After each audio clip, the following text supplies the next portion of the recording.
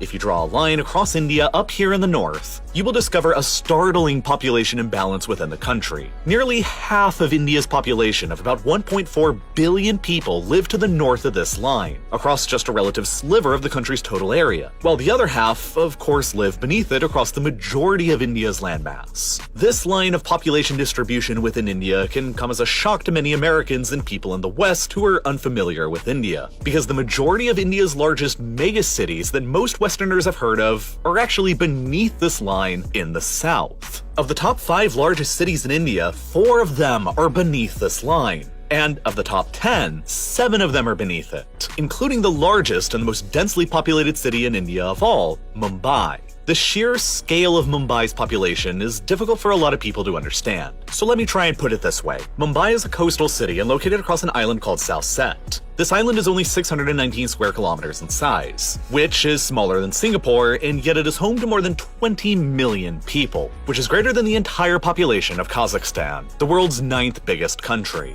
To put it another way, all of the boroughs of New York City combined, Manhattan, Brooklyn, Queens, Staten Island, and the Bronx, add up to 784 square kilometers, which is 42% more land than South Set Island where Mumbai is located, and yet New York City's population is less than 8.5 million people. South Set Island therefore has about the same population density as Manhattan, but across an area that is 10 times the size of Manhattan, including this place called Dharavi. This location within Mumbai is considered to be one of the largest slums in the world, and not because of its area. The whole place is only about 2 square kilometers in size, or about 3/5 of Central Park in the middle of Manhattan. And yet, there are about 1 million people who live crowded within here, making it one of the most densely populated places anywhere on the planet. And yet, insanely crowded Dharavi within Mumbai on South Set Island is still south of the population line within the area where the minority of Indians overall live. This fact makes more sense though when you look at India through the lens of population density, where you can now clearly see the nearly unbroken chain of continuous clusters of people across the north of India above the line, and only scattered clusters of high population urban areas across the area south of the line, including most of India's big megacities like Mumbai, Bangalore, and Hyderabad. But why is India's population pattern shaped this way, with a massive amount of people living within the interior of the country up in the north, and relatively fewer people living around the coasts and in the south? A very big part of the explanation is simply the Indian subcontinent's geography and its influence on weather patterns. And we'll begin here by swapping out the population density map for a topographic map.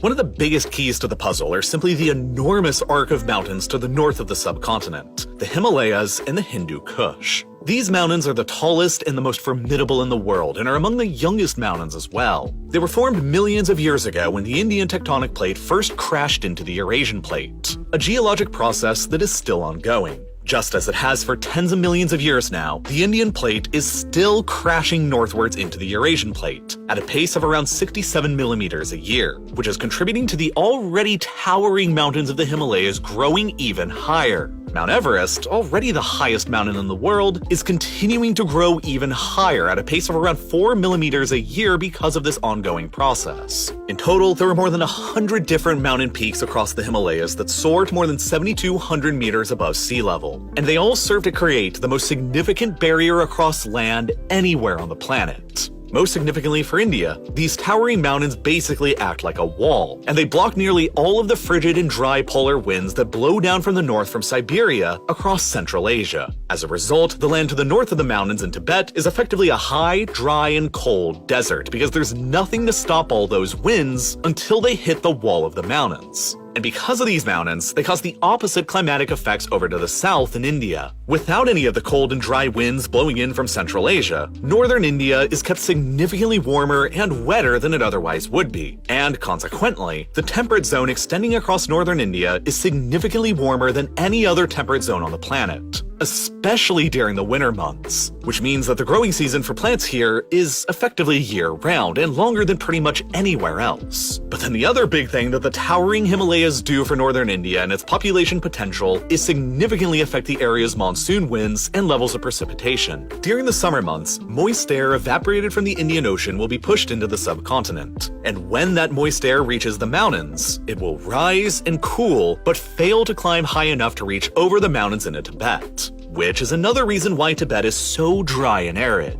Then, that cool and moist air will have nowhere left to go but back down from the mountain slopes and across the open plains of northern India and Bangladesh, which often means that the summer months between June and September will see an absolutely ungodly amount of rainfall here in an annual process known as the southwestern monsoon. But the vast plains of northern India don't get most of their water from rainfall. Instead, they get most of it from the rivers that also come down from the towering mountains up in the north. You see, the mountains here store the third largest concentration of freshwater ice and snow in the world, remaining only behind Antarctica and the Arctic Circle. As a result, the Himalayas alone contain an estimated 15,000 separate glaciers that collectively store somewhere around 12,000 cubic kilometers worth of fresh water, roughly equivalent to the entire volume of water found in Lake Superior within North America. So as a result of their height and their enormous volumes of water, 3 of the world's mightiest rivers all begin up here, and they all flow to the south through the plains of northern India, Pakistan, and Bangladesh: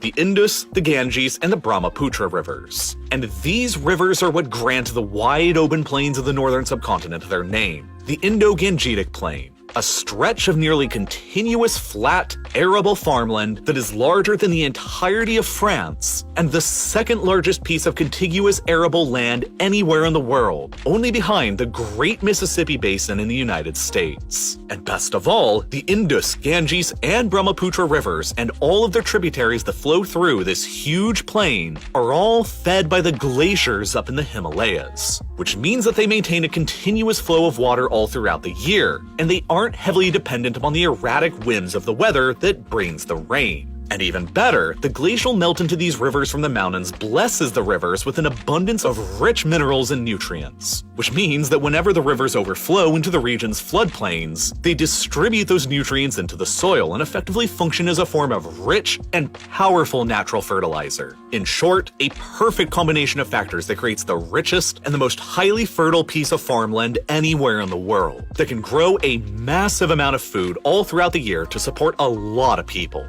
It's no surprise then that when you compare a map of India's population density with a map of India's elevation, with a further map of India's agricultural productivity, you'll see that most of the agricultural productivity is up in the population belt of people across the flat plains of the north, while much of the Indian interior to the south of the line is simply a lot less agriculturally productive and, consequently, has a lower population density. It's also a small wonder then how the northern Indian state of Uttar Pradesh alone became home to more than 240 million people today, greater than the entire population of Pakistan or Brazil, and all in an area that's no larger than the United Kingdom. Conversely, the southern portions of India beneath the population line don't have this same scale of advantages towards agriculture and population growth that's seen in the north. Much of the area beneath the line is dominated by a large geographic feature known as the Deccan Plateau, a largely arid, rocky, and hilly expanse of land with an average elevation of about 600 meters. And while the Himalayan mountain range greatly improves the north's ability to grow food, another mountain range down here across the south and the west inhibits this region's ability to do the same: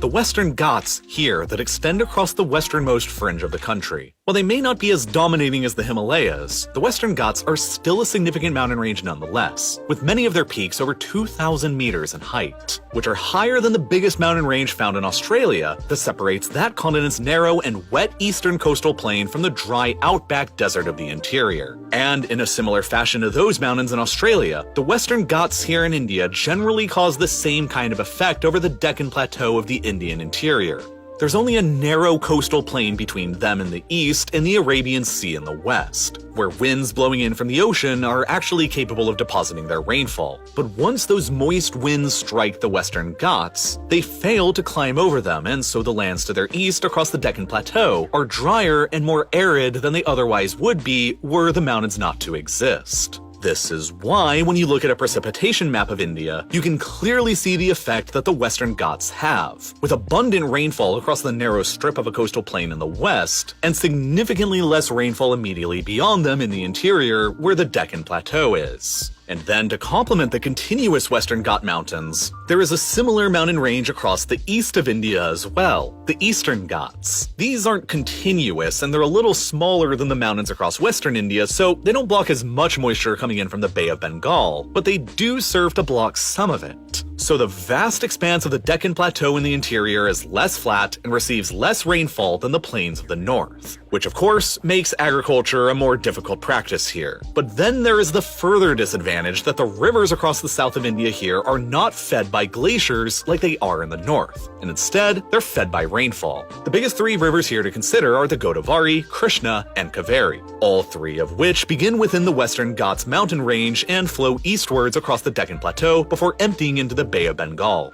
But of course, the Western Ghats are nowhere near as high as the Himalayas are, and they're located a lot further south where there aren't any cold winds blowing in from Siberia, so they don't have any glaciers. And that means that all of the rivers here are entirely fed by the rainfall blowing in from the Arabian Sea. But that means that they aren't as suitable for agriculture as the glacial-fed rivers up in the north like the Ganges and the Brahmaputra for two critical reasons. 1. They don't get the same kinds of minerals and nutrients as the glacial-fed rivers do, which means that when they flood, they don't deposit the same levels of nutrients into the soil. And 2. Their water volumes are left to the mercy of the weather. So when it doesn't rain for a while, the rivers have less water in them, and there's less water available for things like irrigation that's necessary for agriculture. While conversely, the rivers up in the north almost always have a lot of water in them for irrigation because they're fed by the world's third largest system of glaciers that aren't dependent on the erratic whims of the weather. While there are locations of high agricultural productivity in the south of India, they're more limited in area and scattered apart from each other in stark contrast to the huge, continuous piece of farmland across the north of India. And thus, this is why you also have smaller and more scattered concentrations of high population density across the southern section of India beneath the line in places like Mumbai, Hyderabad, and Bangalore, but not large stretches of continuously high density like you see in the north. But it's not like the population of India beneath this line is low. There's still more than 700 million people who live there, which is about the entire population of Europe. It's still pretty densely populated at about the same scale as Germany all throughout it. It's just that the overall density to the north above the line in places like Uttar Pradesh and Bihar is just absolutely insane, and the most crowded stretch of land anywhere in the world.